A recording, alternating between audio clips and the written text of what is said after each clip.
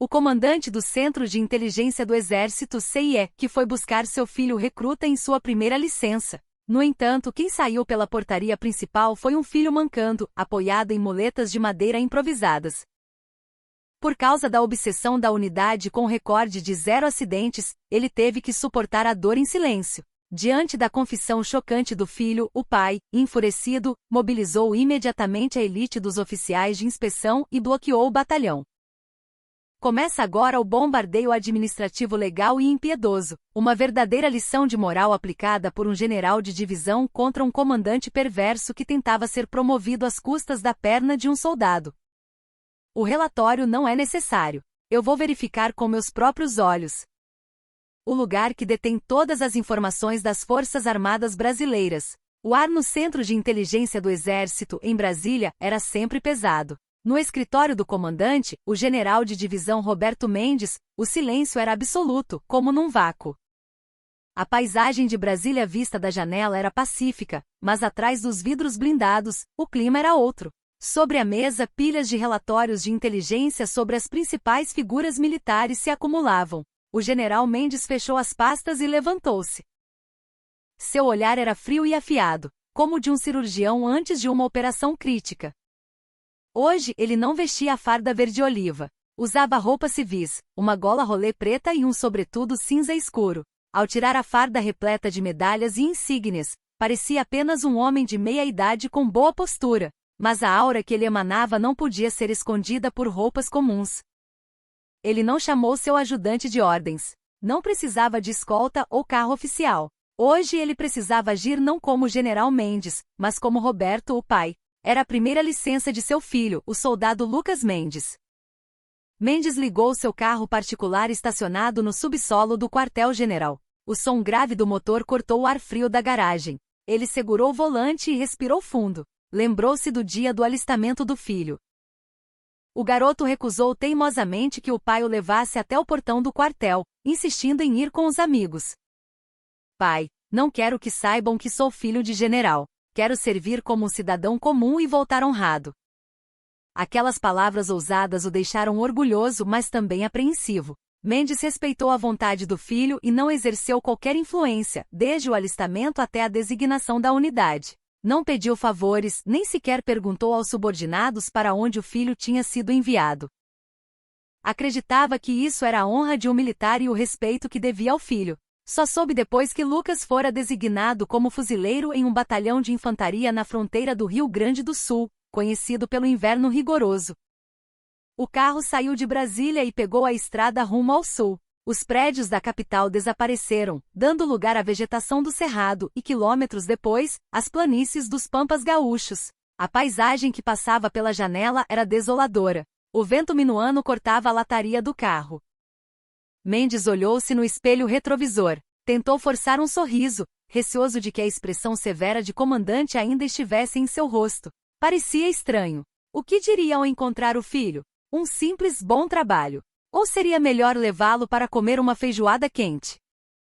Apesar de sua racionalidade fria diante do filho, ele era apenas um pai desajeitado. O GPS indicou a chegada. Estavam em frente à portaria de um batalhão de infantaria localizado numa área remota da Serra Gaúcha. Mendes parou o carro no acostamento a uns 100 metros da guarita. Um ponto cego onde as sentinelas não podiam vê-lo. Desligou o motor e ficou observando o portão de ferro. Era a hora de os soldados que saíam de licença após a formatura matinal começarem a aparecer. O portão se abriu. Soldados com fardas impecavelmente passadas e boinas bem ajustadas saíam em grupos, rindo e conversando. Viam-se os jovens vibrando ao respirar o ar da liberdade civil. O olhar de Mendes varreu a multidão ansiosamente. Seu filho deveria estar entre eles. Certamente sairia caminhando com vigor, o rosto queimado pelo sol e saudável. Mas algo estava errado. Atrás da massa de soldados que corria para a liberdade, uma figura se movia lentamente como uma sombra. Mendes estreitou os olhos. Um soldado caminhava com dificuldade, apoiado por um colega de farda. Seu andar era grotesco. Parecia que pisar no chão era uma tortura. A cada passo seu corpo se contorcia. As pupilas de Mendes tremeram como se houvesse um terremoto. O soldado tinha muletas de madeira improvisadas debaixo dos braços. No pé direito, usava o coturno. Mas no pé esquerdo, não. No pé esquerdo, um chinelo de borracha azul, sujo de lama, pendia perigosamente. O tornozelo que saía do chinelo estava sem meia. Tinha que estar sem meia. O inchaço era tão grotesco que nenhuma meia ou calçado caberia ali. Era Lucas. Dizer que seu coração parou seria pouco. Foi como se alguém tivesse marretado seu peito. Mendes prendeu a respiração involuntariamente. Lucas suava frio, lutando até para cruzar a curta distância da saída do quartel.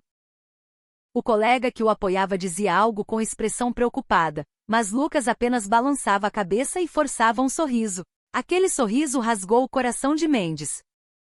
A mão do general apertou a maçaneta da porta até os nós dos dedos ficarem brancos. Um alarme soou em sua cabeça. Os circuitos cerebrais de julgamento racional pararam por um instante, e uma fúria fervente subiu por suas veias. A informação que o chefe da inteligência militar jamais previra não era o fato de o filho estar ferido. Era o fato de ter sido liberado para a licença naquele estado deplorável. O que a unidade fez até chegar a esse ponto? Onde estava o comandante?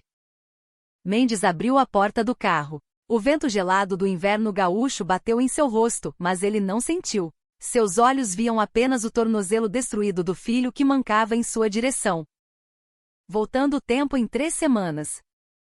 O inverno na Serra Gaúcha não tinha misericórdia. As temperaturas negativas congelavam a alma dos soldados. O batalhão estava frenético, preparando-se para o exercício de campo de inverno. O trabalho de reorganização do paiol de munição estava a todo vapor. O soldado Lucas Mendes carregava uma caixa de munição maior que seu próprio torso, subindo uma ladeira íngreme. O chão, coberto por geada e lama congelada dos dias anteriores, era uma pista de patinação. Apesar de usar coturnos, a sola gasta não oferecia aderência no gelo. A cada respiração, o ar gelado parecia congelar os pulmões. Ei, Mendes! Olha essa lerdeza! É uma tartaruga? Move essa carcaça! O grito de um soldado antigo estourou em sua nuca. Lucas cerrou os dentes e forçou os pés no chão. Mas foi naquele instante. O pé esquerdo pisou em falso numa placa de gelo e ele perdeu o equilíbrio. Todo o peso da caixa de munição recaiu sobre um único tornozelo. Craque! Não foi som de graveto seco quebrando. Foi o som horrível de osso vivo se partindo e ligamento se rasgando, ecoando no silêncio da serra. Lucas nem conseguiu gritar antes de desabar no chão. A caixa de munição rolou pela encosta. Após um segundo de silêncio, uma dor excruciante invadiu seu cérebro. Parecia que seu tornozelo estava em chamas. Argue! Lucas segurou o tornozelo e rolou na geada. Sua visão ficou branca. A cada respiração, uma dor aguda percorria todo o seu corpo. Em uma situação normal, o sargento de saúde correria até lá e os oficiais verificariam o estado. Mas aquele era o batalhão do tenente-coronel Ricardo Silva, um homem que apostava a vida em seus índices de desempenho. O capitão, comandante da companhia, correu até lá. Mas em vez de verificar Lucas, olhou primeiro para as caixas de munição espalhadas. Depois, olhou para Lucas com irritação. Não havia preocupação em seus olhos, apenas o desgosto de ter mais um problema para resolver. Consegue levantar, né? Não foi nada demais. A voz seca do capitão feriu os ouvidos de Lucas. Ele negou com a cabeça, segurando a dor. Não conseguia levantar. O tornozelo não obedecia mais. Mas o capitão não pegou o rádio para reportar ao centro de operações. Em vez disso, chamou o subtenente encarregado do material. Sub, leva ele lá para baixo. Coloca no alojamento, não na enfermaria. Se o comandante souber disso, vai dar merda. Sabe que estamos a poucos dias de completar 1000 dias sem acidentes, né? O subtenente fez uma cara de preocupação, mas logo assentiu. Ele ajudou Lucas a se levantar, sussurrando em seu ouvido. Lucas, aguenta firme. Se formos para a enfermaria agora e ficar registrado, vai ser ruim para você e a companhia inteira vai ser punida. Foi só uma torção, uns dias de descanso e passa. Entendeu? Não era um pedido, era uma ordem. Lucas olhou para os soldados mais antigos. Nos olhos deles havia um desprezo frio. Bisonho morgado pau de rato. As palavras não precisavam ser ditas para serem ouvidas. Lucas mordeu o lábio até sangrar e assentiu. No mesmo momento, na sala do comandante. O tenente-coronel Ricardo Silva olhava com satisfação para o painel na parede. Estamos há 992 dias sem acidentes com afastamento. Faltavam apenas 8 dias para receber o elogio do general da brigada e garantir pontos decisivos para sua promoção a coronel full. Ele era um perfeccionista que não tolerava um arranhão em sua carreira. O telefone tocou. Era a linha direta do capitão. Silva franziu a testa ao atender. Comandante, aqui é o capitão Costa, da 3ª Companhia. Tivemos uma queda simples durante a faxina, nada grave, apenas uma contusão. Vamos controlar internamente, sem registro na enfermaria para não alterar a estatística. A sobrancelha de Silva tremeu. A palavra queda o incomodava, mas a frase sem registro trouxe alívio. Ele ordenou com voz severa. Cuide bem disso. Não quero que isso chegue aos ouvidos do escalão superior e crie problemas. Eduque bem a tropa. Se machucam porque estão relaxados. É falta de vibração. Falta de rusticidade. Entendido, senhor. Ao desligar, Silva sorriu para o painel novamente. Na mente dele, a dor de um soldado não existia. Apenas o conforto que os números proporcionavam importava. O tornozelo de Lucas, jogado no alojamento, inchou de forma grotesca com o passar do tempo. O formato do malelo desapareceu e a pele ficou roxa escura. À noite, a dor duplicou. Lucas cobria a cabeça com um cobertor e chorava em silêncio. 2 analgésicos trazidos escondidos por um colega eram um único tratamento. Ele queria ver o pai. Queria ligar e pedir socorro. Mas não podia. Seu pai era um militar que valorizava a honra acima da vida. Se choramingasse por se machucar no treinamento, o pai ficaria decepcionado. E pior, se descobrissem que ele era filho de um general, o batalhão viraria de cabeça para baixo e o pai ficaria em uma posição difícil. Lucas segurava o celular com as mãos trêmulas. O nome do pai na tela parecia embaçado. No fim, não conseguiu ligar, enterrou o rosto no travesseiro e engoliu os gritos. Na manhã seguinte, na formatura, Lucas tentou forçar o pé inchado dentro do coturno e desmaiou gritando. O pé já não parecia humano. O sargento de dia estalou a língua. Ah, que inferno! Ei, põe um chinelo e vai. Mas fica longe da vista do subtenente. Se minha fração perder ponto por sua causa, você tá morto. Assim começaram as 3 semanas de inferno de Lucas. Sem tratamento sob olhares de reprovação, seu tornozelo apodrecia lentamente. Não era apenas um ferimento. Era uma violência sistemática esmagando o corpo e a mente de um jovem. E no topo dessa violência estava a ganância de um comandante protegendo a placa de 0 acidentes. Uma semana depois da fratura. O tempo não passava, a dignidade humana desmoronava. A enfermaria da unidade diagnosticou apenas como um entorse simples. Sem médico oficial presente, o cabo enfermeiro, seguindo ordens do subtenente, deu apenas algumas faixas e spray analgésico. Lucas, você sabe que o clima na companhia tá uma merda por sua causa, né? O subtenente chamou Lucas na sala administrativa.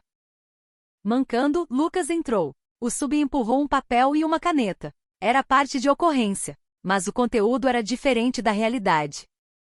Data e hora após o expediente. Local: corredor do alojamento. Descrição: por descuido próprio, o militar tropeçou na escada durante o tempo livre sofrendo lesão leve.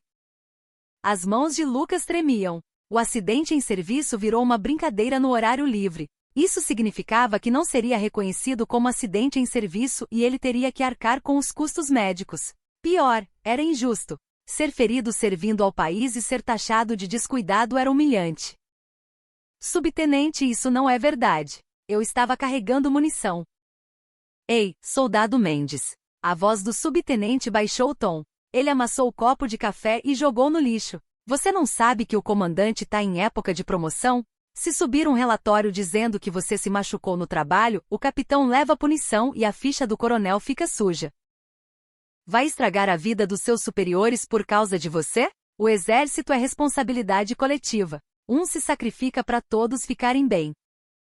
Lucas mordeu o lábio. Sentiu gosto de sangue. Na hierarquia militar, o recruta é o elo mais fraco. Não havia direito de recusa. Com a mão trêmula, assinou a declaração falsa. Aquela assinatura foi como vender a alma. Naquela noite, o ar no alojamento estava gelado. Lucas gemia sob o cobertor, segurando o tornozelo prestes a explodir. O soldado da cama ao lado sussurrou irritado. Puta que pariu, cala a boca. Deixa a gente dormir. Que frescura do caralho. A infecção piorou e a febre subiu. O suor encharcava o corpo. A pele do tornozelo passava do roxo para o preto. Necrose. Mas ninguém se importava. Pelo contrário, acusavam-no de morgar o serviço. No rancho, os olhares eram de desprezo. Bisonho morgado. As palavras eram facas. Lucas parou de falar. A dor o isolou. Ele rezava toda noite para sair daquele inferno. Pai, desculpa. Sou fraco. Eu devia aguentar. Ele temia decepcionar o general Mendes. Véspera da licença. O tenente-coronel Ricardo Silva inspecionou os alojamentos com o capitão. Viu Lucas sentado na cama e sorriu benevolentemente. E aí, como tá o pé? Melhorou bastante, né? Não era uma pergunta, era uma confirmação. Uma pressão para dizer sim. Lucas tentou levantar, cambaleou de dor, mas cerrou os dentes e gritou. Soldado Mendes. Melhorou muito, senhor. Obrigado pela preocupação. O coronel assentiu satisfeito e deu um tapa no ombro de Lucas. É isso aí. Jovem se machuca e cresce. Descansa na licença e volta vibrando, correndo. Entendeu? Quando Silva saiu, Lucas desabou. O ombro onde o comandante tocou formigava de nojo. Para eles, ele era um item descartável. Um tijolo que podia ser jogado fora para manter a torre dos 0 acidentes. Lágrimas silenciosas rolaram. Amanhã veria o pai. Conseguiria sorrir? De volta ao presente, portão do quartel no Rio Grande do Sul. O olhar de Mendes estava fixo, como uma algema no tornozelo do filho. O pé visível no chinelo parecia mais um pedaço de carne podre do que um membro humano. Inchado com a pele esticada a ponto de estourar, dedos escurecidos. Ao ver o pai, Lucas desatou a chorar e apressou o passo manco. Mendes correu instintivamente e segurou o filho. O corpo do garoto fervia. Febre alta. Sinal de infecção generalizada. Pai, desculpa. Desculpa mesmo. Lucas soluçava no peito do pai como uma criança. Mendes tentou acariciar as costas do filho e parou. Sentiu as costelas sob a camisa. O corpo robusto de antes do alistamento sumira, restava apenas pele e osso, tremendo. Mendes não disse nada. Se abrisse a boca, rugeria como uma fera. Colocou o filho no banco do passageiro e prendeu o cinto. Jogou as muletas velhas no porta-malas com violência. A madeira das muletas estava encardida de tanto ser apertada pelas mãos do filho. Mendes entrou no carro e arrancou bruscamente, fazendo um retorno agressivo, dando as costas ao quartel. Lucas! A voz de Mendes quebrou o silêncio após um tempo. Era calma, mas terrivelmente baixa e seca. Me diga, quando se machucou? Lucas hesitou. Deveria manter a mentira do descuido pessoal ou contar a verdade? Mas ao olhar o pai pelo retrovisor, viu que ele já sabia de tudo. Mentir para aquele olhar era impossível. 3 semanas atrás. No serviço de munição. Por que não foi ao hospital? O comandante disse que não podia por causa do recorde de acidentes. As mãos de Mendes apertaram o volante até o couro Ranger. Uma fratura de 3 semanas abandonada. Pela vaidade de um recorde. Isso não era negligência, era tortura. O carro acelerou rumo a Porto Alegre. Mendes levou Lucas não para um hospital militar, mas para a emergência de um grande hospital particular de referência. Se fosse para o hospital militar, haveria registros e burocracia que poderiam alertar a cadeia de comando. Além disso, precisava de um laudo civil, objetivo. Essa era a munição para a guerra. O médico de plantão ficou horrorizado ao ver o pé de Lucas. Meu Deus! O senhor é o responsável? Onde estavam com a cabeça para deixar chegar nesse estado? Cirurgia de emergência agora. Risco de amputação. A celulite infecciosa está grave. Suspeita de sepse. Amputação. Sepse. As palavras cortaram a racionalidade de Mendes. Ele viu a maca do filho entrar no centro cirúrgico. Antes da anestesia, Lucas sussurrou fraco. Pai, não liga pro quartel. Eles vão brigar comigo. As portas se fecharam. A luz vermelha, em cirurgia, acendeu.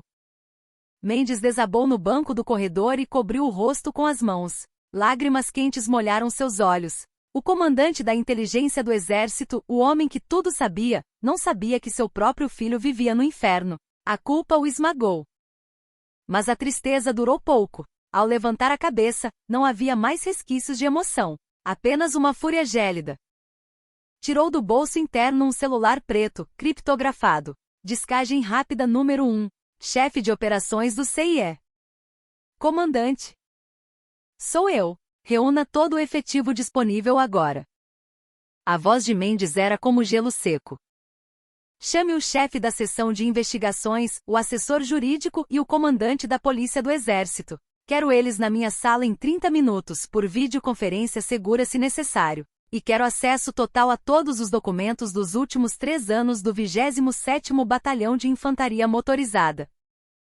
Aprovo qualquer nível de acesso. A voz do outro lado estava trêmula. General, aconteceu algo? Qual é o alvo? O alvo é o comandante do batalhão, Tenente-Coronel Ricardo Silva. Crimes: falsidade ideológica, prevaricação, tortura e crime contra a autoridade militar superior. Crime contra a autoridade superior? O que? Mendes olhou para a luz vermelha da sala de cirurgia e sibilou. Esses bastardos tentaram cortar a perna do meu filho. A partir de agora, aquele batalhão será varrido do mapa. Não é uma inspeção, é uma operação de extermínio. Execute.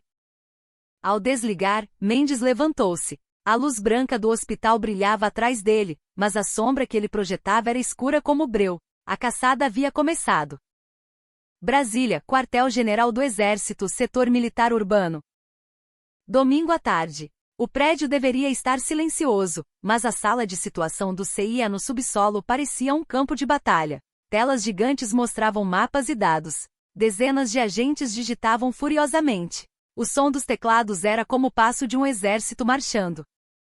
Na mesa central, as estrelas estavam reunidas. Chefe do Estado-Maior do CIE, chefe de investigações jurídico. A elite da justiça e inteligência militar mal respirava. Todos olhavam para o general Roberto Mendes, que vestia novamente sua farda de gala. Mendes tirou o dolman cheio de medalhas e pendurou na cadeira. Arregaçou as mangas da camisa branca, veias saltadas nos braços. Olhava para uma pasta fina na mesa, a ficha do tenente-coronel Ricardo Silva.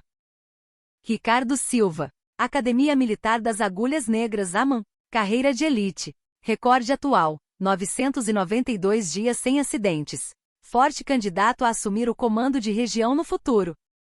Mendes levantou a cabeça. 992 dias sem acidentes. Ele sorriu com escárnio. Dá para imaginar quanto sangue e lágrima de soldado alimentou esse número. Esse homem não é um militar, é um mercador obcecado por estatísticas. Mendes caminhou até o telão e apontou para a localização do batalhão no sul. Meu filho está numa mesa de cirurgia agora. 12 semanas de recuperação. Fratura exposta, negligenciada por 3 semanas. Durante esse tempo falsificaram documentos e coagiram a vítima. Isso não é apenas um bizu errado. É abuso de autoridade e sabotagem da força de combate. É traição. Os oficiais engoliram em seco. O fato de a vítima ser filho do comandante era chocante, mas Mendes enquadrava o caso como uma falha sistêmica, não vingança pessoal. Chefe de investigações. Sim, general. O nome da operação é inexistente. Não deixem rastros. Quero resultados. O alvo é todo o comando do batalhão. Comandante, subcomandante, capitão da companhia, subtenente e quem mais for conivente. Se não acharem sujeira, cavem até achar. Mas não precisam inventar nada. Tenho certeza de que a sujeira está lá, só esperando para ser descoberta. Asfixiem eles. Mendes olhou para o assessor jurídico. Verifique a pena máxima no Código Penal Militar. Não quero sursis, não quero acordo. Quero prisão, expulsão, cassação de aposentadoria e indignidade para o oficialato. Preparem ações civis também. Sim, senhor. Começaremos imediatamente. Equipe de ação, partida às 4 horas da manhã. Ataque surpresa, antes da alvorada. Cortem as comunicações e fechem a portaria. Ninguém entra, ninguém sai. Nem um rato. Mendes bateu na mesa. O estrondo ecoou no bunker. Cansei de ver marginal fardado posando de oficial. Vamos extirpar esse câncer. Brasil! Gritaram os oficiais em uníssono, batendo continência. Mendes virou as costas. Seus ombros tremiam levemente. A imagem do rosto pálido do filho não saía de sua cabeça. Espere, Lucas. O pai vai fazer eles chorarem lágrimas de sangue, 100 vezes mais do que você chorou. Ele apertou no bolso o cadarço arrebentado do coturno do filho. Era sua promessa e sua declaração de guerra. Segunda-feira, madrugada. Serra Gaúcha. O batalhão dormia sob o nevoeiro denso. 5 horas da manhã, a hora mais escura. O tenente-coronel Silva dormia em sua casa de comando, PNR, sonhando com sua cerimônia de promoção. O jogo de golfe do fim de semana tinha sido ótimo e o general o elogiara. O caso do soldado Mendes saindo mancando o incomodou um pouco, mas ele logo esqueceu. O garoto vai ficar quieto. O exército é assim. Aguenta que a baixa vem. Na portaria, a sentinela viu faróis cortando a neblina. Não era um carro. Eram 3 SUVs pretos, seguidos por viaturas da polícia do exército P. Que porra é essa hora? Resmungou o cabo da guarda. Vai lá ver, recruta. O SUV líder parou. O vidro baixou. Um homem de terno e óculos escuros, apesar da escuridão, mostrou uma carteira funcional dourada. O brasão do CIE. Abra. A sentinela congelou. Inteligência do Exército. O nome que todo militar teme. É do Centro de Inteligência. Abre. A cancela subiu. Os carros deslizaram para dentro do quartel como fantasmas. Pararam em frente ao pavilhão de comando. Homens de terno e policiais da PI com braçadeiras vermelhas saltaram. Equipe 1, Sala de Situação e Comunicações. Equipe 2, Enfermaria e Secretaria. Equipe 3, Casa do Comandante. Agora. Na sala de situação, o oficial de dia acordou assustado. Quem são vocês? Aqui é área restrita. Agentes do CIE, Auditoria Extraordinária e Investigação Criminal. Todos parados. Mãos na cabeça, virem para a parede. Os agentes arrancaram os cabos de rede e telefone. O quartel estava isolado. Na casa do comandante, a campainha tocou insistentemente. Silva acordou xingando e abriu a porta de cueca. 3 homens de terno o aguardavam com desprezo no olhar. Tenente-coronel Ricardo Silva? Mandado de busca e apreensão e condução coercitiva. Crimes de falsidade ideológica e tortura. O quê? CIE? Vocês estão loucos? Eu vou ligar pro general. Silva correu para o telefone, mas um agente foi mais rápido e o arrancou da parede. Comunicação proibida. E não adianta chamar o general. Ele já autorizou sua remoção. Silva caiu sentado no chão frio. A imagem do soldado mancando lhe veio à mente. Será que foi aquele recruta? Por causa de um soldado raso o CIE vem aqui? Não podia ser, mas as sirenes lá fora diziam que era real. 6 horas da manhã. O quartel estava sitiado. A cantina estava vazia na hora do café. Ninguém se movia. Apenas os agentes do CIE reviravam tudo. Na enfermaria, o cabo enfermeiro tremia. O agente acessou o computador. 12 de novembro, soldado Mendes, indigestão. 15 de novembro, dores musculares, pomada. 20 de novembro, gripe. O agente riu sem humor, fratura exposta tratada como gripe. Ei, cabo, você viu o pé do Mendes? O agente perguntou, gravador ligado. Vi sim, senhor. Como estava? Preto, inchado. Eu disse ao subtenente que precisava ir ao hospital. E o que ele disse? Disse que não podia estragar o recorde do comandante. Mandou dar remédio e calar a boca. O agente assentiu. Prova testemunhal garantida. Na secretaria da companhia, o subtenente tentou trancar a gaveta, mas foi impedido. O agente encontrou o livro negro, o controle paralelo, o original e a versão para inspeção. Olha só. Soldado Mendes, queda no paiol, abafado. Muito organizado, subtenente. Sua letra vai te condenar. O subtenente desabou na cadeira. A lealdade ao 0 acidentes foi sua ruína. As interrogatórias. O capitão da companhia, jovem e ambicioso, foi o primeiro a quebrar. Diante da ameaça de perder a patente e ser expulso, ele entregou tudo.